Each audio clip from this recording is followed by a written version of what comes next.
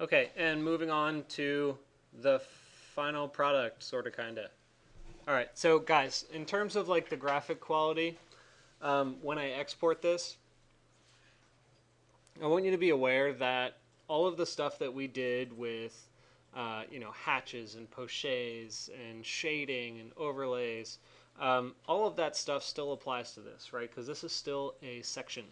But for this particular exercise, I'm keeping it pretty succinct. And the requirement that I'm going to have is that, very much like this drawing, you have just the black cuts, and then you have the black and white surfaces, right? So not even shaded on the side with shadows or anything.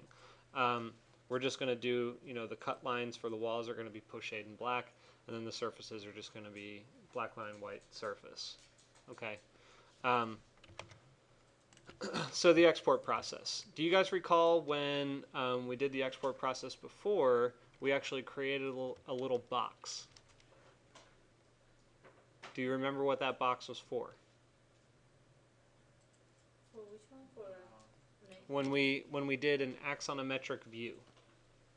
It was for the folded plane surface project. To make sure you have the right view. Yeah, to make sure you have the right angle. So you can do the math for it. I think what I got to for one of the particular angle settings was 1.41 high with a value of 1 for the box footprint. So that looks a little bit like this. I'm just going to put it back on default and start a box command.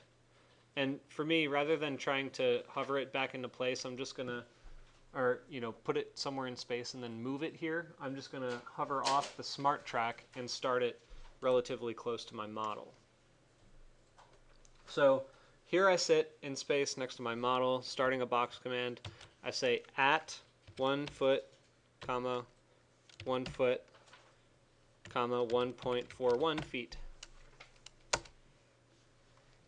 Oh, my mistake. I forgot that the box here doesn't allow you to do the z-axis in one command.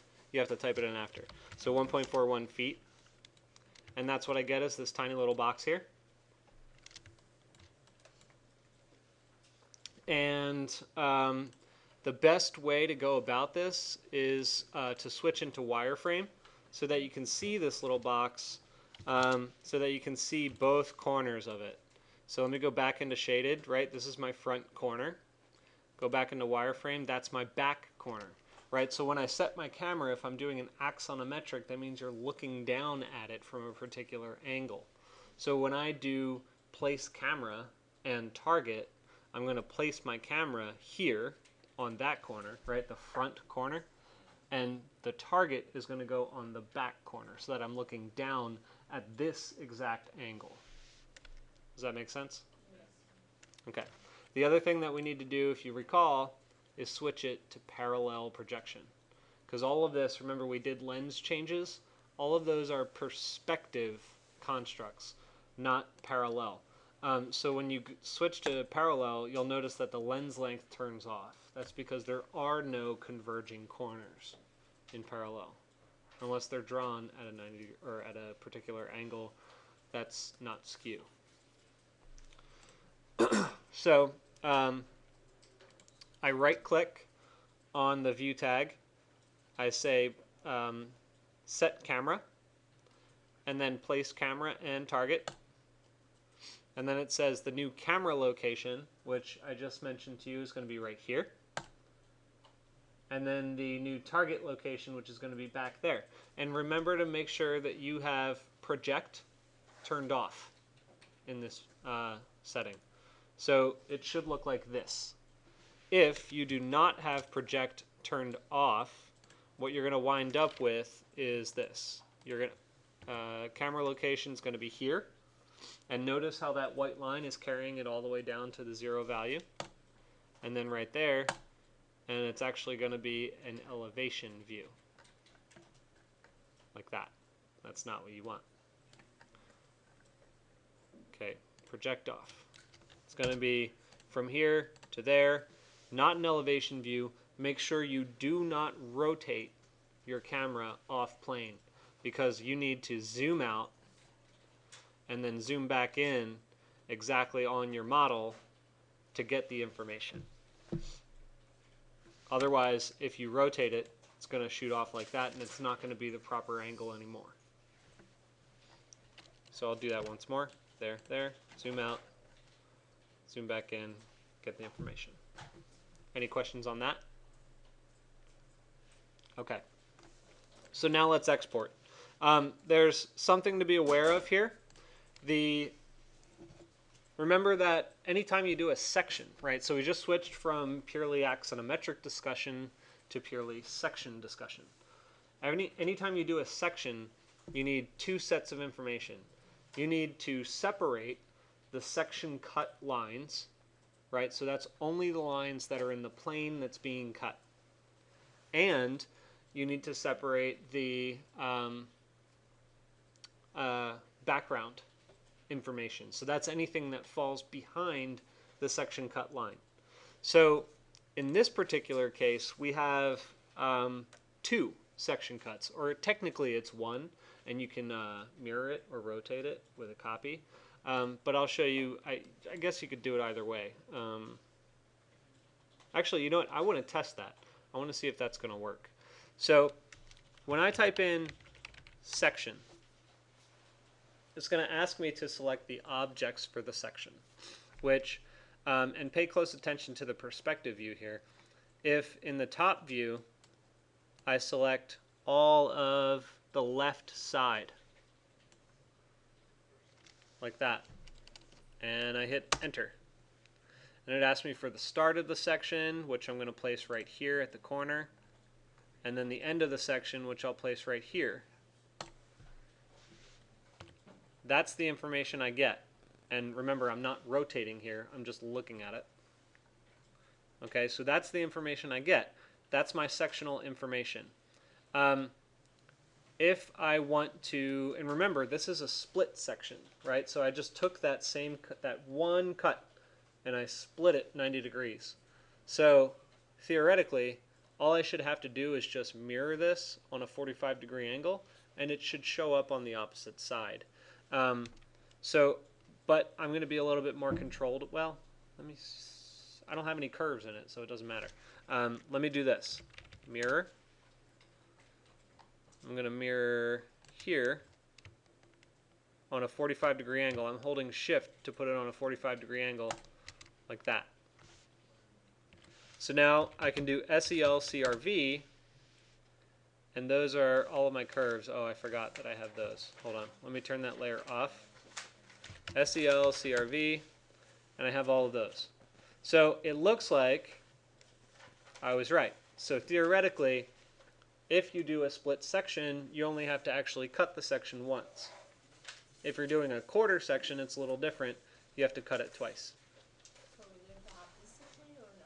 We just talk about it. It's up to you. You can choose. You can choose to do... A line kind of like two same sections kind of in the mirror. Yeah. It's well, no. So the reason you would do a mirrored section like this is so that you can show information on both sides of the cut.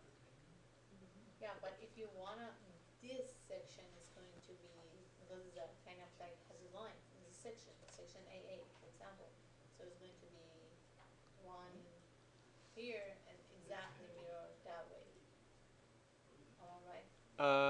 Let me discuss that with you after the video. Okay. Okay, so this is essentially, if you recall, this is going to be the cut layer. And so without moving it out of the way right now, well, actually, I probably will. So I'm just going to yank this thing over here, zoom back out on my perspective view, and look at it right here and say, make 2D. So this happens to be a single layer export, so I can basically just say I want all of my visible lines to go on a layer that I'm calling section cut. Say OK, and there's the line work. It lives in top view back at the origin, and then I slide it away. Now the harder part here, I guess, I'm going to, let's let's see, that line work is S. Let me turn my section layers off, actually. Yeah. And I'm going to do SEL CRV. It didn't select those, huh? Oh, because I moved them.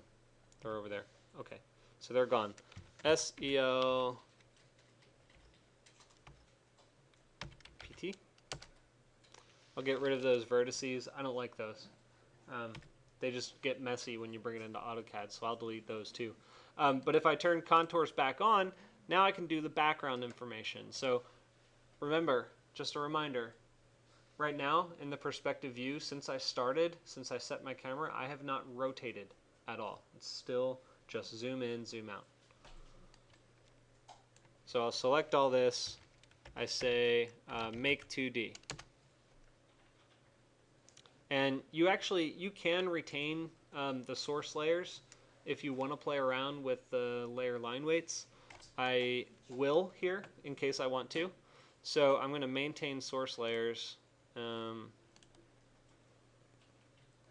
Yeah, so it'll go under section BG group, and then it should have a list of all the source layers underneath.